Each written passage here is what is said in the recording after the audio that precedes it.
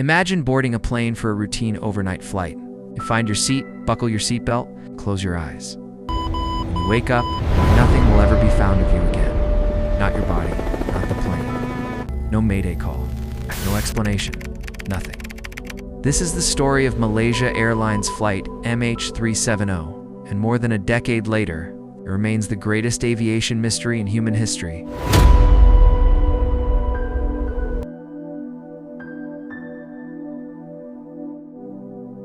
March 7, 2014, just after midnight, at the international terminal, 239 people are boarding Malaysia Airlines Flight MH370, a Boeing 777-200ER, destination Beijing, Capital International Airport, China, a 6-hour overnight journey, one of the most common routes in Asia, completely routine. On board, 227 passengers from 15 countries. 153 of them are Chinese nationals, tourists, business people, families heading home.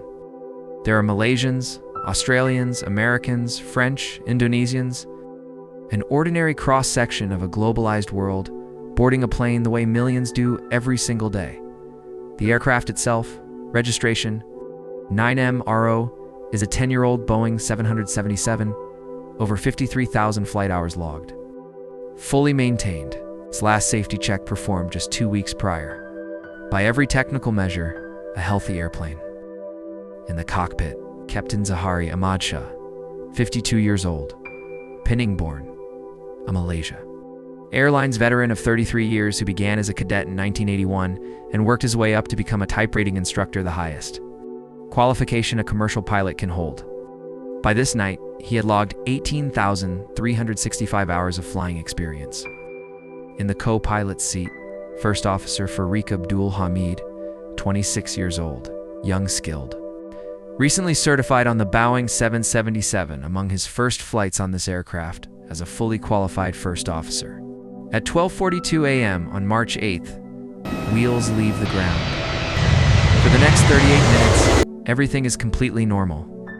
Smooth climb to 35,000 feet, routine radio check-ins. Passengers drifting off to sleep. At 1:19 a.m., the crew makes their final radio call to Malaysian Air Traffic Control. Smooth climb to 35,000 feet. At 1:21 a.m., the transponder switches off. Passengers drifting off. Transponder tells controllers who you are, where you are, how high you're flying.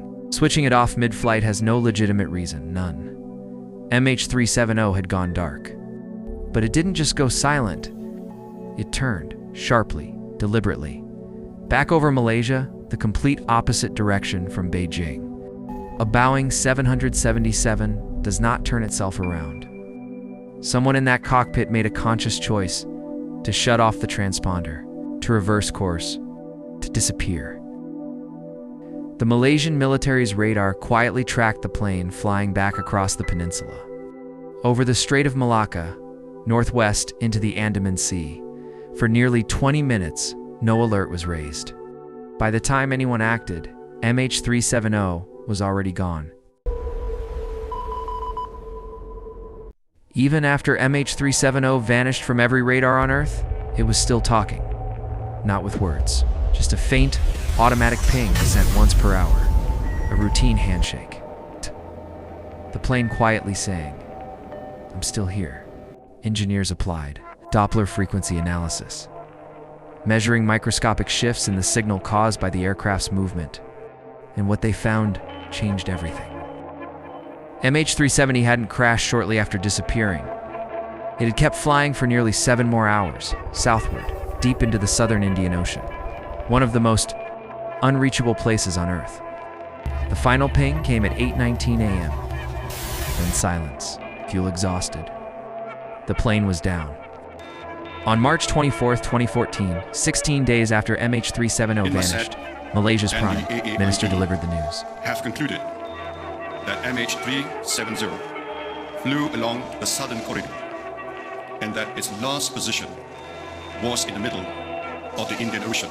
It is therefore with deep sadness and regret that I must inform you that according to this new data, flight MH370 ended in the southern Indian Ocean. No wreckage, no bodies, no reason. just 8 words, and 239 families left with nothing.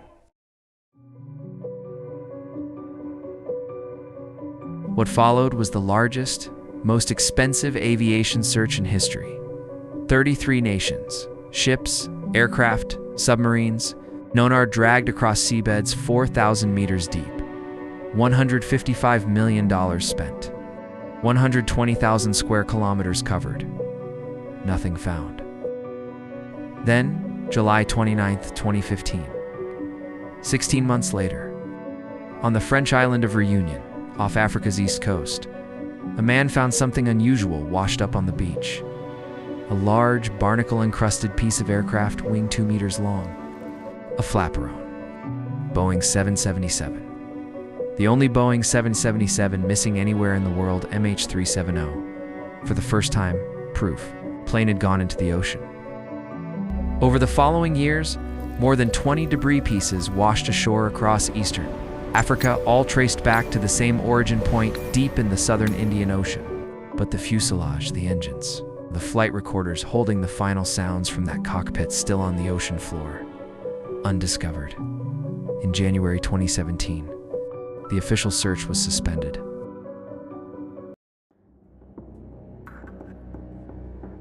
With no black box, no wreckage, investigators turned to the only thing left, the people. And specifically, the man in the left seat. Captain Zahari was subjected to perhaps the most intensive personal investigation of any pilot in aviation history. Every detail of his life examined. In the weeks before the flight, his wife and children had reportedly moved out. A colleague said he was deeply, visibly upset. A call he received before departure came from an unidentified woman using a number registered under a false name. Then the FBI recovered deleted files from his home flight simulator. We have a map. Among them, a simulated route, programmed to fly deep into the southern Indian Ocean. Ending near a small island with a short runway, run less than a month before MH370's real flight. Former Australian PM Tony Abbott later confirmed that Malaysian officials told him, from very early on they believed it was deliberate murder, suicide by the pilot. Captain Zahari was never formally charged, cannot defend himself. His family has denied everything. No verdict has ever been reached. But the evidence, circumstantial as it is, leads many investigators to one conclusion. This was intentional.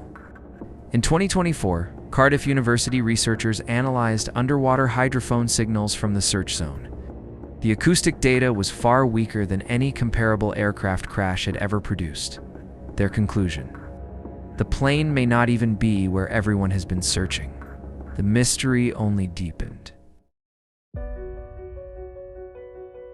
On February 25, 2025, the search resumed. Ocean Infinity launched a new mission, a fresh 5,800 square mile zone. No find. No find. The most advanced underwater search ever attempted for MH370. A decade. No grave. No confirmed moment. No goodbye. 11 years, 239 people, 0 bodies. The cause officially undetermined. In a world where a phone tracks your location to within 3 meters, a 63-meter Boeing 777 vanished and has never been found. Somewhere beneath thousands of meters of cold, dark water, the answers are still waiting. For the families of 239 people, the search never stopped.